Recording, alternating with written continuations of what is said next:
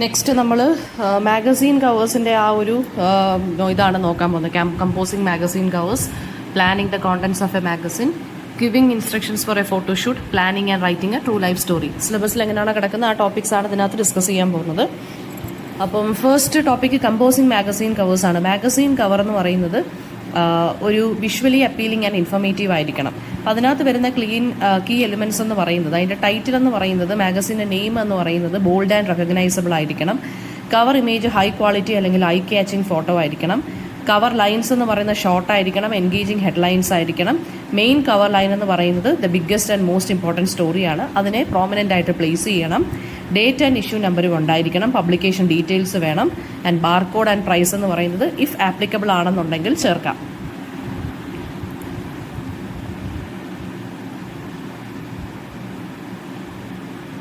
അപ്പോൾ magazine cover എന്ന് വെച്ച് കഴിഞ്ഞാൽ ആദ്യമേ റീഡേഴ്സ് ഫസ്റ്റ് തിങ് നോട്ടീസ് ചെയ്തൊരു കാര്യമാണ് മാഗസീൻ കവേഴ്സ് എന്ന് പറയുന്നത്, അല്ലേ? സോ അത് വിഷ്വലി സ്ട്രൈക്കിംഗ് ആൻഡ് എൻഗേജിങ് ആയിരിക്കണം. അപ്പോൾ കവറിനകത്താണ് നമ്മുടെ ഫോണ്ടും മറ്റേ ബ്രാൻഡ് ഐഡൻറ്റിറ്റിയൊക്കെയാണ് നമ്മുടെ ആ ഒരു ടൈറ്റിലിനകത്ത്, മാഗസീൻ്റെ ടൈറ്റിലിനകത്ത് കാണിക്കുന്നത്. അത് കുറച്ചുകൂടി ബോൾഡ് ആണെന്നുണ്ടെങ്കിൽ നല്ലതായിരിക്കും. ഒരു സ്ട്രോങ് സെൻട്രൽ ഇമേജ് വേണം, ഒരു സെലിബ്രിറ്റിയോ മോഡലോ ഒരു കോൺസെപ്റ്റ് ഫോട്ടോയോ. അത് മെയിൻ തീമിനെ റിഫ്ലക്റ്റ് ചെയ്യുന്നതായിരിക്കണം. പിന്നെ വരുന്നതെന്ന് വെച്ച് കഴിഞ്ഞാൽ കളർ സ്കീം കെയർഫുള്ളി ചൂസ് ചെയ്യണം. അതിൻ്റെ ഇമോഷൻസും കവർ സ്റ്റോറിയുടെ അതിനെ കോംപ്ലിമെൻറ്റ് ചെയ്യുന്ന അല്ലെങ്കിൽ ബാലൻസ് ചെയ്യുന്ന രീതിയിലായിരിക്കണം.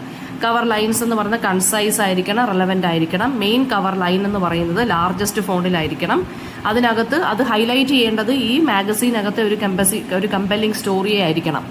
പിന്നെ എലിമെൻറ്റ്സ് ഒക്കെ പ്ലേസ് ചെയ്യുന്നത്, അതായത് ഇമേജ്, ടെക്സ്റ്റ്, ലോഗോസ്, ഇതൊക്കെയെന്ന് വെച്ച് കഴിഞ്ഞാൽ ബാലൻസും കോൺട്രാസ്റ്റും ഉണ്ടായിരിക്കണം. ബാർകോഡും പ്രൈസ് എന്ന് പറഞ്ഞാൽ സറ്റ്ലി പ്ലേസ്ഡ് ആയിരിക്കണം, ബോട്ടം കോർണറിൽ വെച്ചാൽ മതി. ഡിസ്ട്രാക്ഷൻ അവോയ്ഡ് ചെയ്യണം. ടൈപ്പോഗ്രഫി വേരിയസ് ആയിട്ട് നമുക്ക് വെറൈറ്റി ഉള്ളത് യൂസ് ചെയ്യാം. ഡിഫറെൻറ്റ് ഫോണ്ട് അല്ലെങ്കിൽ ഡിഫറെൻറ്റ് സ്റ്റൈൽസ് യൂസ് ചെയ്യാം. പിന്നെ വരുന്നത് സ്പെഷ്യൽ എഡിഷനോ അല്ലെങ്കിൽ സീസണൽ എഡിഷനോ ആണെന്നുണ്ടെങ്കിൽ യുണീക്ക് ആയിട്ടുള്ള ഡിസൈൻസ്, ഈ ഗ്രാഫിക്സ്, എക്സ്ക്ലൂസീവ് ആയിട്ടുള്ള ബ്രാൻഡിങ് ഒക്കെ നമുക്ക് ചെയ്യാം. അടുത്തത് planning the contents of a മാഗസീനാണ്. മാഗസീൻ്റെ ടാർഗറ്റ് ഓഡിയൻസ് ആരാണെന്ന് അറിഞ്ഞിട്ട് വേണം നമ്മൾ റെലവൻ്റ് ആയിട്ട് എൻഗേജിങ് ആയിട്ടുള്ള കോണ്ടന്റ് നമ്മൾ പ്രൊഡ്യൂസ് ചെയ്യാൻ. ടേബിൾ ഓഫ് കോണ്ടന്റ് കൊടുക്കുന്നത് നല്ലതായിരിക്കും. അതായത് ഒരു ഇൻഡെക്സ് പേജ് പോലെ. അതിനകത്ത് major sections, features, interviews, lifestyle and എൻവയോൺമെൻറ്റിനെ കുറിച്ച് ഒരു ഷോർട്ട് നോട്ട് പോലെ കൊടുക്കാം. എഡിറ്റോറിയൽ കലണ്ടർ എന്ന് പറയുന്നത്, അപ്പോൾ ഇത് പ്രിപ്പയർ ചെയ്യുമ്പോൾ സമയത്ത് എഡിറ്റോറിയൽ കലണ്ടർ നമ്മൾ നല്ല രീതിയിൽ പ്ലാൻ ചെയ്യണം. പ്രത്യേക സീസൺസിലാണോ ഈ ഒരു മാഗസീൻ ഇറക്കേണ്ടത്, ഹോളിഡേയ്സിലാണോ അതോ കറണ്ട് ട്രെൻഡിനനുസരിച്ചാണോ എന്നുള്ളത് നോക്കുക. പിന്നെ ഷോർട്ട് ആർട്ടിക്കിൾസും അല്ലാതുള്ള റൈറ്റിംഗ് പീസസും വിഷ്വൽ കോണ്ടന്റും തമ്മിലൊരു ബാലൻസ് ഉണ്ടായിരിക്കണം. റീഡേഴ്സിനെ എൻഗേജ് ചെയ്യുന്ന രീതിയിലുള്ളതായിരിക്കണം. ഇപ്പോൾ കോൺട്രിബ്യൂട്ടേഴ്സ് ഇൻക്ലൂഡിങ് റൈറ്റേഴ്സ് എന്ന് പറയുന്നത്, അല്ലെങ്കിൽ ഫോട്ടോഗ്രാഫേഴ്സ് ആൻഡ് ഡിസൈനേഴ്സ് തമ്മിൽ ഒരു കൈൻഡ് ഓഫ് നല്ല എക്സ്പെർട്ടീസ് ഉള്ള ആളുകളായിരിക്കണം. അവർ തമ്മിൽ ഒരു കൈൻഡ് ഓഫ് എന്ത് വേണം, ഒരു ഇൻട്രാക്ഷൻ വേണം, കോപ്പറേഷനും വേണം. അഡ്വർടൈസ്മെൻറ്റ്സ് സ്ട്രാറ്റജിക്കലി പ്ലേസ് ചെയ്യണം. കാരണം അകത്തെ കോണ്ടന്റുമായിട്ട് ബ്ലെൻഡ് ചെയ്യുന്ന രീതിയിൽ വേണം ചെയ്യാൻ. അതായത് റീഡേഴ്സിന് ഭയങ്കര ടയറിംഗ് ആയിട്ട് തോന്നരുത്. ടൈംലെസ്സും അതുപോലെ തന്നെ ന്യൂസ് ആൻഡ് ട്രെൻഡ്സും ഒക്കെ ഇൻക്ലൂഡ് ചെയ്ത് വേണം ഇറക്കാൻ. സ്പെഷ്യൽ സെക്ഷൻസ്, അതായത് റീഡേഴ്സിൻ്റെ കയ്യിൽ നിന്നുള്ള അല്ലെങ്കിൽ ഓഡിയൻസിൻ്റെ കയ്യിൽ നിന്നുള്ള ലെറ്റേഴ്സ്, എക്സ്പേർട്ട് കോളംസ് ഒക്കെ ക്രെഡിബിലിറ്റി അല്ലെങ്കിൽ വെറൈറ്റിയെ ആഡ് ചെയ്യും. ടോണും വോയിസ് എന്ന് പറഞ്ഞാൽ കൺസിസ്റ്റൻ്റ് ആയിരിക്കണം. ഫൈനൽ പ്രൂഫ് റീഡിങ്ങും ഫാക്ട് ചെക്കിങ്ങും നല്ല രീതിയിൽ എൻഷുർ ചെയ്യുക. എന്നാലേ ആക്യുറസിയും പ്രൊഫഷണലിസവും കൊണ്ടുവരാൻ പറ്റും. ഗിവിംഗ് ഇൻസ്ട്രക്ഷൻസ് ഫോർ എ ഫോട്ടോഷൂട്ടാണ് അടുത്തത്. ഇപ്പോൾ ഷൂട്ടിൻ്റെ പേർപ്പസ് എന്താണെന്ന് ഡിഫൈൻ ചെയ്യുക. Theme, mood and target audience എന്താണെന്ന് അറിഞ്ഞിരിക്കുക. റൈറ്റ് ലൊക്കേഷൻ ചൂസ് ചെയ്യുക. Whether it is A studio അല്ലെങ്കിൽ ഒരു ഔട്ട്ഡോർ ഷൂട്ടിംഗ് ആണെന്നുണ്ടെങ്കിലും സ്പെസിഫിക് വെന്യൂ വേണം. ഫോട്ടോഗ്രാഫറിന് ഡീറ്റെയിൽഡ് ആയിട്ടുള്ള ഷോർട്ട് ലിസ്റ്റിനെ കുറിച്ചുള്ള ഇത് പ്രൊവൈഡ് ചെയ്യുക. എല്ലാ നെസസറി ഇമേജും ക്യാപ്ചർ ചെയ്യണമെന്ന് പറയുക. വാർഡ്രോബ് ചോയ്സസ്, അതായത് ക്ലോതിങ്, മോഡലിൻ്റെ ക്ലോത്ത്സ്, അത് മാഗസീനിന് എസ്തെറ്റിക്കുമായിട്ട് ബ്ലെൻഡ് ആവുമോ മാച്ച് ആവുമോ എന്നൊക്കെ നോക്കിയിട്ട് വേണം ചെയ്യാൻ. മോഡൽസ് അല്ലെങ്കിൽ സബ്ജക്ട്സ് ഉണ്ടല്ലോ, അവരുടെ എക്സ്പ്രഷൻസും ഇൻട്രാക്ഷൻസും ഒക്കെ ഈ ഒരു മെസ്സേജ് കൊടുക്കുന്ന രീതിയിലുള്ളതായിരിക്കണം. അതുപോലെ നമുക്കിപ്പോൾ ഒരു ചെറിയൊരു ട്രാവൽ ഫോട്ടോഗ്രാഫിയാണ്, ട്രാവൽ റൈറ്റിങ്ങിനെ കുറിച്ചാണെന്നുണ്ടെങ്കിൽ ആ മോഡൽ നിൽക്കുന്നത് ഒരു ഫോറസ്റ്റിലോ അല്ലെങ്കിൽ ഏതെങ്കിലും ഒരു നല്ല ബ്യൂട്ടിഫുൾ ആയിട്ടുള്ള ഒരു പ്ലേസിലോ ആയിരിക്കണം. അല്ലാതെ ആ ഒരു ബന്ധമില്ലാതെ ഒരു ഇൻഡോർ പ്ലേസിൽ നിന്ന് ഷൂട്ട് ചെയ്തിട്ട് വലിയ കാര്യമില്ലല്ലോ. സോ അങ്ങനെ. പിന്നെ ലൈറ്റിംഗ് കണ്ടീഷൻസ് ഒക്കെ നോക്കണം. Mood and quality of the ഇമേജസിനെ അത് എഫക്റ്റ് ചെയ്യും. മേക്കപ്പും ഹെയർ സ്റ്റൈലിംഗ് ഒക്കെ ക്യാമറയുടെ ലെൻസിൽ നല്ല രീതിയിൽ അപ്പിയർ ചെയ്യുന്നു നോക്കിയിട്ട് വേണം. ബാക്കപ്പ് ഓപ്ഷൻസ് നമ്മുടെ കയ്യിൽ ഉണ്ടായിരിക്കണം. അതായത് extra outfit, properties, alternative locations ഒക്കെ ഉണ്ടായിരിക്കണം. അല്ലെങ്കിൽ പെട്ടെന്ന് ചിലപ്പോൾ ഒരു പ്രശ്നം, ഈ ഒരു സ്ഥലത്ത് വെച്ച് ഷൂട്ട് ചെയ്യാൻ പറ്റത്തില്ല എന്ന് പറഞ്ഞാൽ നമുക്ക് അടുത്തൊരു സ്ഥലത്ത് വെച്ച് ഷൂട്ടിംഗ് ചെയ്യേണ്ടി വരും. അപ്പോൾ നേരത്തെ തന്നെ ഓൾട്ടർനേറ്റീവ് ലൊക്കേഷൻസ് നോക്കി വെക്കുക. ബ്രേക്ക്ഫാസ്റ്റിനും അഡ്ജസ്റ്റ്മെൻറ്റ്സും ഒക്കെ ടൈം അഡ്ജസ്റ്റ് ചെയ്യുക. പിന്നെ ഓരോ ഷോട്ട് എടുക്കുമ്പോഴും റിവ്യൂ ചെയ്ത് നോക്കുക, കറക്ഷൻസ് വരുത്തി പോവുക. Planning and writing A true life story എന്ന് പറയുന്നതാണ് അടുത്തത്. ഒരു കമ്പലിംഗ് സബ്ജക്റ്റിനെ ഐഡന്റിഫൈ ചെയ്യുക. അയാളുടെ റിയൽ ലൈഫ് എക്സ്പീരിയൻസ് ഇമോഷണൽ ആയിരിക്കണം, ഇൻസ്പയറിംഗ് ആയിരിക്കണം, ഇമ്പാക്ട്ഫുൾ ആയിരിക്കണം. ഇന്റർവ്യൂസ് കണ്ടക്ട് ചെയ്യുക മെയിൻ പേഴ്സണുമായിട്ട്. അയാളുടെ പിന്നെ അതിന് പറയാൻ പറ്റുന്ന റെലവെന്റ് ആയിട്ടുള്ള വിറ്റ്നസ്സുകൾ അല്ലെങ്കിൽ എക്സ്പേർട്ടുകൾ ഉണ്ടെങ്കിൽ, അയാളെക്കുറിച്ച് അഭിപ്രായം പറയാൻ പറ്റുന്ന ആളുകളൊക്കെ ഉണ്ടെങ്കിൽ അവരെയും കൂടെ ഇന്റർവ്യൂ ചെയ്യുക. Supporting details, photos, documents and background information original ആണോ എന്ന് കറക്റ്റ് നോക്കുക. സ്റ്റോറി ഇൻട്രൊഡക്ഷനും ഒക്കെ റീഡറിനെ ഇമ്മീഡിയറ്റ് ആയിട്ട് ഹൂക്ക് ചെയ്ത് ഇരുത്താൻ പറ്റുന്ന രീതിയിലുള്ളതായിരിക്കണം. Clear beginning, middle and end ഉണ്ടായിരിക്കണം. അതായത് ഒരു ലോജിക്കൽ ഓർഡർ വേണം. പിന്നെ വിവിഡ് ആയിട്ടുള്ള ഡിസ്ക്രിപ്ഷൻസ്, കോഡ്സ് ഒക്കെ യൂസ് ചെയ്യാം. ലാംഗ്വേജ് റെസ്പെക്ട്ഫുൾ ആയിരിക്കണം, എസ്പെഷ്യലി സെൻസിറ്റീവ് ടോപ്പിക്സുമായിട്ട് ഡീൽ ചെയ്യുന്നതാണെങ്കിൽ ഫാക്റ്റ് ഒക്കെ വെരിഫൈ ചെയ്യണം. ആവശ്യമില്ലാത്ത എക്സാജറേഷൻസ് വേണ്ട. പിന്നെ മീനിങ് ഫുൾ ആയിട്ടുള്ള രീതിയിൽ വേണം കൺക്ലൂഡ് ചെയ്യാൻ. എഡിറ്റ് ചെയ്യുക, റിഫൈൻ ചെയ്യുക ക്ലാരിറ്റിക്ക് വേണ്ടി. അടുത്തത് റേഡിയോയുടെയാണ്. Understanding the language of radio presenters, understanding the production process, planning a news list, giving post production feedback. അപ്പോൾ understanding the language of radio presenters എന്ന് പറയുമ്പോൾ റേഡിയോ പ്രസന്റേഴ്സ് ഒരു കൺവെൻഷണൽ ആയിട്ടുള്ള അല്ലെങ്കിൽ എൻഗേജിംഗ് ആയിട്ടുള്ള ടോണിലായിരിക്കും ഓഡിയൻസുമായിട്ട് കണക്ട് ചെയ്യുന്നത്. അവരുടെ ലാംഗ്വേജ് ക്ലിയർ ആൻഡ് കൺസൈസ് ആയിരിക്കണം.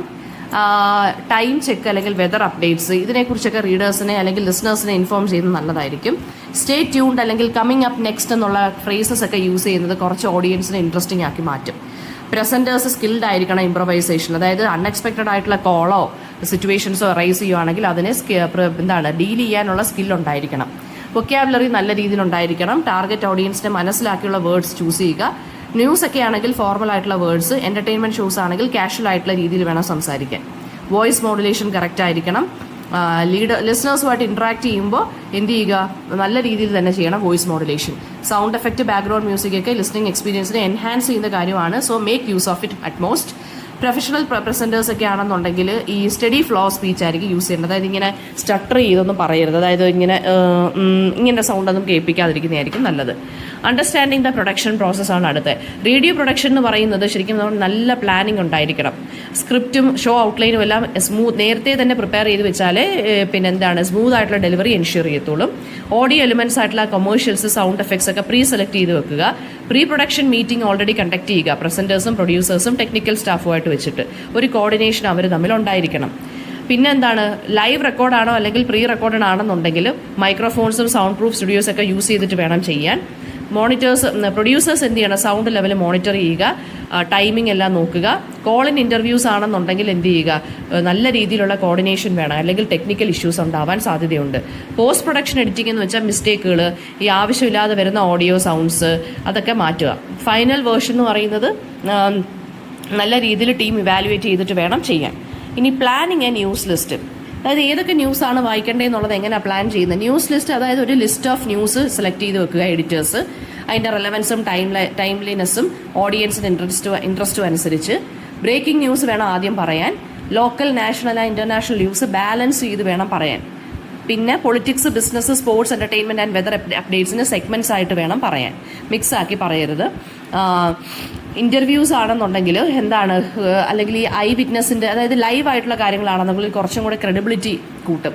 ഓരോ സ്റ്റോറിക്ക് ഓരോ ടൈം ലെങ്ത് വീതം ക്രിയേറ്റ് ചെയ്യുക. കൺസൈസ് ആയിരിക്കണം, പക്ഷേ എൻഗേജിങ് ആയിരിക്കണം. പിന്നെ എയറിങ്ങിന് മുന്നേ തന്നെ, ന്യൂസ് വായിക്കുന്നതിന് മുന്നേ തന്നെ ആക്യുറസി ഒക്കെ നോക്കുക. റെപ്പറ്റീഷൻ അനാവശ്യമായിട്ടുണ്ടെങ്കിൽ നോക്കുക. ഫ്ലെക്സിബിലിറ്റി ആണ് കീ. അപ്പോൾ ലാസ്റ്റ് മിനിറ്റ് ചേഞ്ചസ് എന്തെങ്കിലും ഉണ്ടെങ്കിൽ അതിന് ചേഞ്ച് ചെയ്യണം. ന്യൂസ് ആങ്കേഴ്സും എഡിറ്റേഴ്സും പ്രൊഡ്യൂസേഴ്സും തമ്മിലൊരു കോർഡിനേഷൻ ഉണ്ടായിരിക്കണം. ഇനി ഗിവിംഗ് പോസ്റ്റ് പ്രൊഡക്ഷൻ ഫീഡ്ബാക്ക് ആണ്. പോസ്റ്റ് പ്രൊഡക്ഷൻ ഫീഡ്ബാക്ക് ആണ് റേഡിയോ ബ്രോഡ്കാസ്റ്റിനെ ഇംപ്രൂവ് ചെയ്യുന്നത്. ഒരു ടീമുകൾ തമ്മിൽ റിവ്യൂ ചെയ്യുക. സൗണ്ടിന്റെ ഫ്ലോ, ക്വാണ്ടിറ്റി, ക്വാളിറ്റി ഇതൊക്കെ നോക്കുക. ഫീഡ്ബാക്ക് ഒക്കെ റിസീവ് ചെയ്യുകയാണെങ്കിൽ നല്ല വോയിസ് ക്ലാരിറ്റി, പേസിംഗ് ഒക്കെ ഉണ്ടായിരിക്കണം. ടെക്നിക്കൽ ഇഷ്യൂസ് ഒക്കെ മാറ്റുക. പിന്നെന്താണ്, സൗണ്ട് എഫക്ട്സും പിന്നെ ഈ അങ്ങനത്തെ ബാക്ക്ഗ്രൗണ്ട് മ്യൂസിക് ഉണ്ടെങ്കിൽ അതിനെ നല്ല രീതിയിൽ അസസ് ചെയ്യുക. ഓഡിയൻസിന്റെ റിയാക്ഷൻസ് ഒക്കെ വാല്യുബിൾ ഇൻസൈറ്റ് ആണ് നമുക്ക് പ്രൊവൈഡ് ചെയ്യുന്നത്. സോ അവരെ ക്ഷമയോടെ കേൾക്കുക.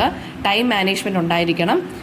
കൺസ്ട്രക്റ്റീവ് ക്രിറ്റിസിസം ഒക്കെ എൻകറേജ് ചെയ്യണം. അതായത് ടീമിനെ ഡിസ്കറേജ് ചെയ്യരുത്. പിന്നെന്താണ്, ഇങ്ങനെ ഇത്രയും കാര്യങ്ങൾ ഫൈനൽ റിപ്പോർട്ട് ക്രിയേറ്റ് ചെയ്ത് ബാക്കിയുള്ള എല്ലാ കാര്യങ്ങളും സമ്മറൈസ് ചെയ്ത് എന്ത് ചെയ്യുക, റിവ്യൂ ചെയ്യുക. അടുത്തത് ഫിലിമാണ് writing a screenplay. Screenplay എന്ന് വെച്ച് കഴിഞ്ഞാൽ ഫിലിമിൻ്റെ ഒരു ബ്ലൂ പ്രിൻ്റ് ആണ്, റിട്ടൺ ബ്ലൂ പ്രിൻ്റിനെയാണ് നമ്മൾ സ്ക്രീൻ പ്ലേ എന്ന് പറയുന്നത്. ഡയലോഗും സീൻ ഡിറക്ഷൻസും ഒക്കെ ഉള്ളൊരു written blueprint of a film. Idea develop ചെയ്തിട്ടാണ് നമ്മൾ സ്ട്രക്ചേർഡ് പ്ലോട്ടാക്കി മാറ്റുന്നത് ഒരു സിനിമയിലും. സ്ക്രീൻ പ്ലേ 3 ആക്ട് സ്ട്രക്ചറാണുള്ളത്: setup, conflict and resolution. Character development ആണ് ഏറ്റവും ക്രൂഷ്യൽ ആയിട്ടുള്ള ഒരു കാര്യം. അതിന് ഒരുപാട് ഡെപ്തും എൻഗേജ്മെന്റും ഉണ്ടായിരിക്കണം from the writers side. And dialogue should be natural ആയിരിക്കണം. ഉള്ളി എന്താണ്, അല്ലെങ്കിൽ ക്യാരക്ടറിന്റെ മോട്ടിവേഷൻസിനെ റിവീൽ ചെയ്യേണ്ട ഒരു കാര്യമാണ്. ആക്ഷൻ ഡിസ്ക്രിപ്ഷൻസ് ആണെന്നുണ്ടെങ്കിൽ കൺസൈസ് ആയിരിക്കണം. ഫോർമാറ്റിംഗ് എന്ന് പറയുന്നത് എന്താണ്, നമ്മുടെ ഇൻഡസ്ട്രിയുടെ സ്റ്റാൻഡേർഡ്, ഓരോ ഇൻഡസ്ട്രിക്കും ഓരോ സ്റ്റാൻഡേർഡ്സ് ആണ്. അപ്പോൾ അതിനനുസരിച്ച് വേണം ചെയ്യാൻ ഫോർമാറ്റിംഗ് ഒക്കെ. സ്ക്രീൻ റൈറ്റേഴ്സ് ഡ്രാഫ്റ്റിനെ ഒരുപാട് റിവൈസ് ചെയ്യും ബേസ്ഡ് ഓൺ ഫീഡ്ബാക്ക്. പിന്നെ ഒരു സ്ട്രോങ് ഓപ്പണിംഗ് സീൻ ഉണ്ടായിരിക്കണം, എന്നാലേ ഓഡിയൻസിനെ പിടിച്ചിരുത്താൻ പറ്റൂ. ആൻഡ് സ്ക്രീൻ പ്ലേ എന്ന് പറയുന്ന ഡയറക്ടേഴ്സിനും ആക്ടേഴ്സിനും പ്രൊഡക്ഷൻ ടീമിനും ഒരു ഗൈഡ് പോലാണ് ഉള്ളത്. ഈ ഫിലിം പിച്ച് എന്ന് പറയുന്നത് എന്താണ്, പിച്ചിങ് സക്സസ്ഫുള്ളി എന്നുള്ളതാണ് അടുത്ത. ഫിലിം പിച്ച് എന്ന് പറഞ്ഞൊരു ബ്രീഫ് പ്രസന്റേഷൻ ആണ് to sell a screenplay or idea.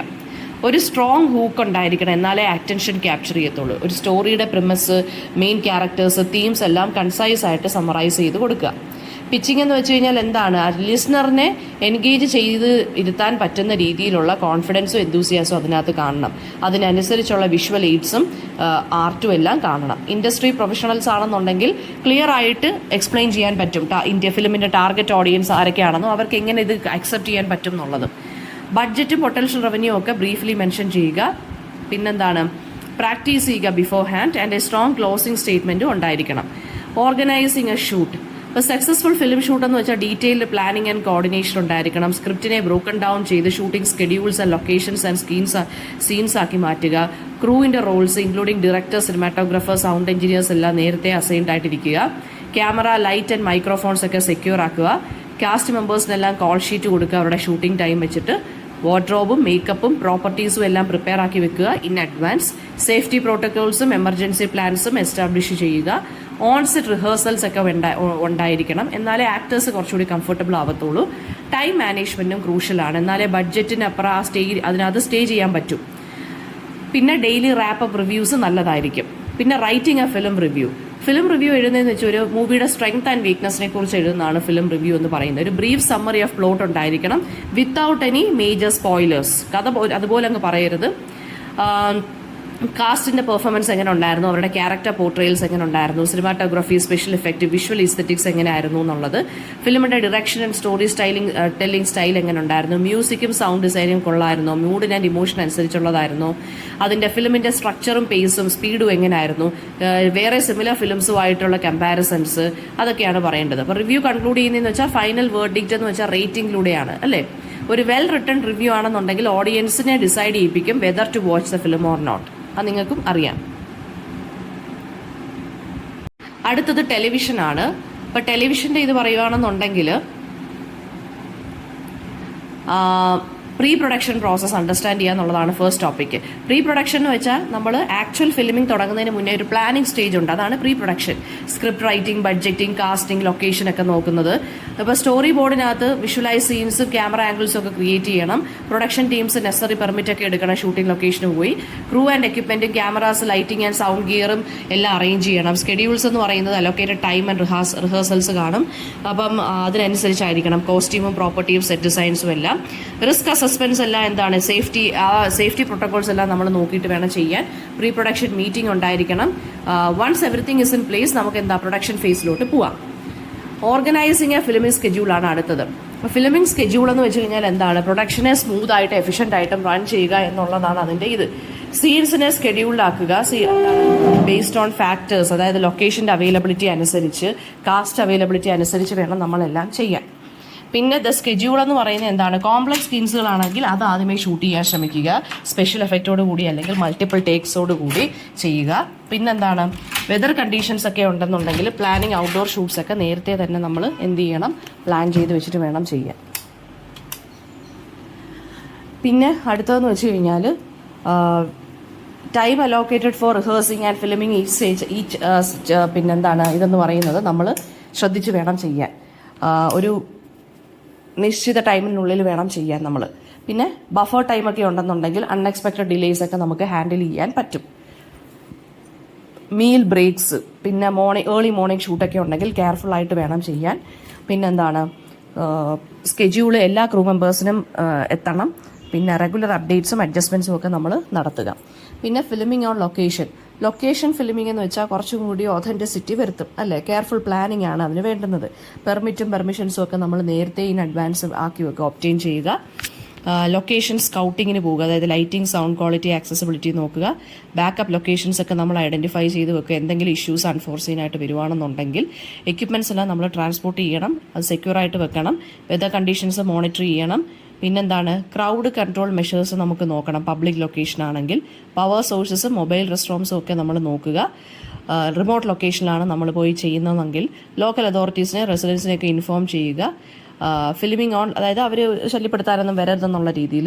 Filming on location എന്ന് പറയുന്നത് എന്താണ്, പോസ്റ്റ് പ്രൊഡക്ഷൻ, അതായത് അഡീഷണൽ ആയിട്ടുള്ള പോസ്റ്റ് പ്രൊഡക്ഷൻ വർക്ക്സ് വേണ്ടി വരും ഫിലിമിംഗ് ഓൺ ലൊക്കേഷൻ ആണെന്നുണ്ടെങ്കിൽ, ലൈറ്റും സൗണ്ടും ഒക്കെ അഡ്ജസ്റ്റ് ചെയ്യാൻ. അപ്പോൾ അതിനനുസരിച്ച് വേണം ചെയ്യാൻ. എഡിറ്റിംഗ്, TV ഡോക്യുമെൻ്ററിയാണ് അടുത്ത. എഡിറ്റിംഗ് എന്ന് വെച്ചാൽ ആ റോ ഫൂട്ടേജിനെ നമ്മളൊരു നറേറ്റീവ് ആക്കി മാറ്റുവാണ്, ട്രാൻസ്ഫോം ചെയ്തെടുക്കുവാണ്. ഫസ്റ്റ് സ്റ്റെപ്പ് എന്ന് പറഞ്ഞാൽ എല്ലാ ഫൂട്ടേജിനെ അസംബിൾ ചെയ്ത് ഓർഗനൈസ് ചെയ്യും, സീൻ ബൈ സീൻ. എഡിറ്റേഴ്സ് എന്നിട്ട് റഫ് കട്ട് ടു ഔട്ട്ലൈൻ, ഒരു റഫ് ഔട്ട്ലൈൻ കൊടുക്കും, ഒരു സ്ട്രക്ചർ പോലെ കൊടുക്കും. ട്രാൻസിഷൻസും വിഷ്വൽ എഫക്ട്സും ഗ്രാഫിക്സും ഒക്കെ പിന്നീട് ക്ലാരിറ്റിക്ക് വേണ്ടി ആഡ് ചെയ്യും. സൗണ്ട് എഡിറ്റിംഗ് എന്ന് പറയുന്നത് എന്താണ്, ഇൻക്ലൂഡ്സ് റിമൂവിങ് ബാക്ക്ഗ്രൗണ്ട് നോയ്സും എൻഹാൻസിങ് ഡയലോഗ്. മ്യൂസിക്കും വോയിസ് ഓവേഴ്സും എല്ലാം ഇൻകോർപ്പറേറ്റ് ചെയ്യും. പിന്നെന്താണ്, ഓഡിയൻസിനെ എൻഗേജ്ഡ് ആക്കുന്ന രീതിയിലായിരിക്കും പേസിംഗ് ഒക്കെ ചെയ്തത്. ഫാക്ട് ചെക്കിംഗ് ഉണ്ടായിരിക്കണം ഫൈനൽ കട്ടിന് മുന്നേ. മൾട്ടിപ്പിൾ റിവിഷൻസ് നടത്തുന്നതായിരിക്കും നല്ലത്. വൺസ് ഫൈനലൈസ്ഡ് അതിനെ ഫോർമാറ്റ് ചെയ്യാൻ വേണ്ടി വിടുന്നു. ഇനി അപ്പം ഇത്രയാണ് ഈ ഒരു ഓഡിയോയ്ക്കകത്ത് ഉള്ളത്. അടുത്ത നമ്മൾ നോക്കാൻ പോകുന്നത് മൊഡ്യൂൾ 3 അഡ്വർടൈസ്മെൻറ്റ് ആൻഡ് മാർക്കറ്റിംഗ് ആണ്. അഡ്വർടൈസ്മെൻറ്റ്സും അതുപോലെ തന്നെ ന്യൂ മീഡിയ എന്താണെന്നുള്ളതും ഡിസ്കസ് ചെയ്യുന്നുണ്ട്. അപ്പം നമുക്ക് നോക്കാം. സോ അഡ്വർടൈസ്മെൻറ്റ് ആൻഡ് മാർക്കറ്റിങ്ങിനകത്ത് നമ്മൾ നമ്മുടെ പ്രോഡക്ട്സ് അല്ലെങ്കിൽ സർവീസസ് ഒക്കെ സെല്ല് ചെയ്യുമ്പോൾ, അതായത് നമ്മളൊരു ക്ലയൻറ്റിന് സെല്ല് ചെയ്യുവാണ് നമ്മുടെ സർവീസസ് എല്ലാം അല്ലെങ്കിൽ നമ്മുടെ പ്രോഡക്ട്സ്. അപ്പം സെല്ല് ചെയ്യുന്ന സമയത്ത് നമ്മുടെ യുണീക്ക് വാല്യൂ എന്താണെന്നും നമ്മുടെ പ്രോഡക്റ്റിൻ്റെ പ്രത്യേകത എന്താണെന്നോ അല്ലെങ്കിൽ നമ്മുടെ സർവീസ് എന്തുകൊണ്ട് യുണീക്കായിട്ട് മാറുന്നു എന്നുള്ളതിൻ്റെ കാര്യങ്ങളും എല്ലാം നമ്മൾ എന്ത് ചെയ്യണം, ഹൈലൈറ്റ് ചെയ്ത് കാണിക്കണം. എന്നാലേ അതിൻ്റെ ഒരു വാല്യൂ നമുക്ക് കിട്ടത്തുള്ളൂ, അല്ലേ? എന്നാലേ നമ്മുടെ ഓഫറിങ് അവരുടെ നീഡ്സിനനുസരിച്ച് മീറ്റ് ചെയ്യത്തുള്ളൂ. സോ ഒരു പ്രിന്റ് അഡ്വർടൈസ്മെന്റ് നമ്മൾ ഇൻവോൾവ് ചെയ്യുകയാണെന്നുണ്ടെങ്കിൽ, അതിനെ വിഷ്വലി ഡിസൈൻ ചെയ്യുകയാണെന്നുണ്ടെങ്കിൽ നമ്മുടെ കോണ്ടന്റ് കുറച്ചും കൂടി അപ്പീലിംഗ് ആക്കി മാറ്റാൻ അതിന് സാധിക്കും. നമ്മുടെ മെസ്സേജ് ടാർഗറ്റ് ഓഡിയൻസിനെ അട്രാക്ട് ചെയ്യാനും സാധിക്കും. ഒരു സ്ക്രീൻ അഡ്വർടൈസ്മെന്റ് ആണെന്നുണ്ടെങ്കിൽ അത് എൻഗേജിങ് ആയിരിക്കണം, കൺസൈസ് ആയിരിക്കണം, ഒപ്റ്റിമൈസ്ഡ് ആയിരിക്കണം. ഡിഫറെന്റ് ഡിജിറ്റൽ പ്ലാറ്റ്ഫോംസിൽ നമ്മളത് കാണിക്കേണ്ടി വരും റീച്ചിനും ഇമ്പാക്റ്റിനും വേണ്ടി. ഇപ്പോൾ ഒരു ഫിനിഷ്ഡ് അഡ്വർടൈസ്മെന്റിന് കോൺഫിഡൻസും ക്ലിയർ എക്സ്പ്ലനേഷനും വേണം. അതുപോലെ തന്നെ പെർസ്യൂഡ് ചെയ്യാൻ, അതായത് ഓഡിയൻസിനെ അല്ലെങ്കിൽ കണ്ടുകൊണ്ടിരിക്കുന്നവരെ പെർസ്യൂഡ് ചെയ്യാനും നമുക്ക് സാധിക്കണം. സോ മാർക്കറ്റ് ട്രെൻഡ് അനലൈസ് ചെയ്യുന്ന നമ്മുടെ ബിസിനസ്സിനെ സഹായിക്കും.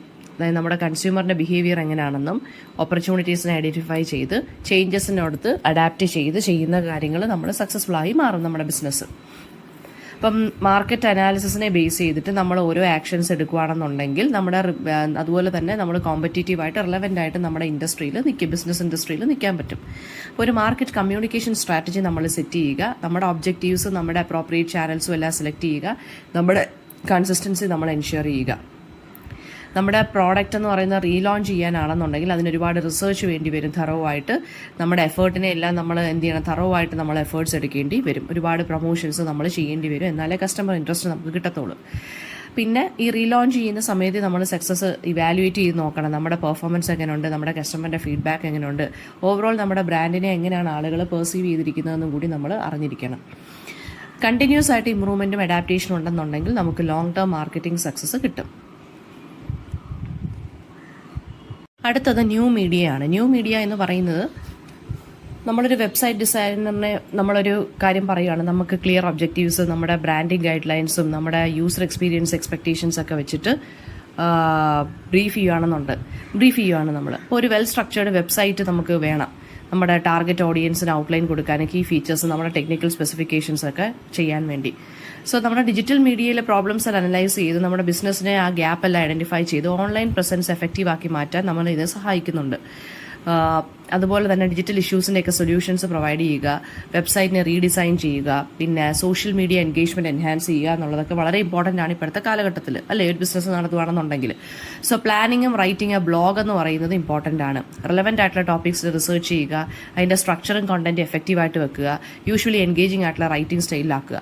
ഒരു സക്സസ്ഫുൾ ബ്ലോഗ് എന്ന് പറയുന്നത് എന്താണ്? It should provide valuable insight കൊടുക്കുക, റീഡേഴ്സിനെ അട്രാക്ട് ചെയ്യുക, ഇന്ററാക്ഷൻ എൻകറേജ് ചെയ്യുക, കമന്റ്സ് ആൻഡ് ഷെയർസിലൂടെ. പോഡ്കാസ്റ്റ് എന്ന് പറയുമ്പോൾ ഇവിടെ ഉദ്ദേശിക്കുന്നത് പോഡ്കാസ്റ്റ് ഒരു ക്രിയേറ്റ് ചെയ്ത് കഴിഞ്ഞാൽ നമുക്കൊരു ടോപ്പിക്കിനെ കുറിച്ച് എപ്പിസോഡ്സ് ഒക്കെ പ്ലാൻ ചെയ്ത് നമ്മൾ ക്വാളിറ്റി ആയിട്ട് റെക്കോർഡിംഗ് എക്യുപ്മെൻ്റ് ഒക്കെ ഉണ്ടെങ്കിൽ ക്ലിയർ ഓഡിയോ ഒക്കെ ഉണ്ടെങ്കിൽ നമുക്ക് പോഡ്കാസ്റ്റിലും വിജയിക്കാം. ഒരു വെൽ പ്രൊഡ്യൂസ്ഡ് പോഡ്കാസ്റ്റ് എന്ന് പറയുന്നത് എൻഗേജിംഗ് ആയിട്ടുള്ള സ്റ്റോറി ടെല്ലിങ്ങും പ്രൊഫഷണൽ ആയിട്ടുള്ള എഡിറ്റിങ്ങും കൺസിസ്റ്റൻ്റ് ആയിട്ടുള്ള പബ്ലിഷിംഗ് സ്കെഡ്യൂളും വേണം.